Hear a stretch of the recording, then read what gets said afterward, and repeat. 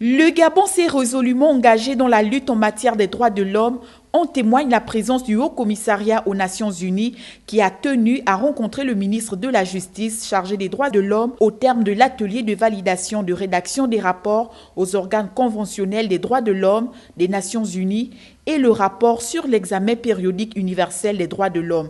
Les 10 rapports seront soumis en octobre prochain et le Gabon devra passer devant ses pairs pour être examiné en janvier 2023. Le travail abattu par le comité de rédaction pendant cet atelier a été vraiment immense. Nous avons regardé différents rapports importants. Donc il y avait un à soumettre au comité contre la torture, c'était sur les droits économiques, sociaux et culturels. On a aussi commencé l'examen du rapport au comité pour les droits de l'homme qui s'occupe des droits civils et politiques. Nous avons pu discuter avec Madame la ministre sur les efforts qui ont été fournis, mais aussi fait des recommandations pour rendre ces comités de rédaction, je dirais, plus permanents. La validation de ces documents représente un engagement pris au niveau international pour le Gabon. En finalisant ces différents rapports, le Gabon va vraiment se mettre à jour par rapport à ces engagements internationaux et montrer ce qui a été fait. Parce qu'il y a toujours des efforts qui ont été menés, différentes lois qui ont été adoptées,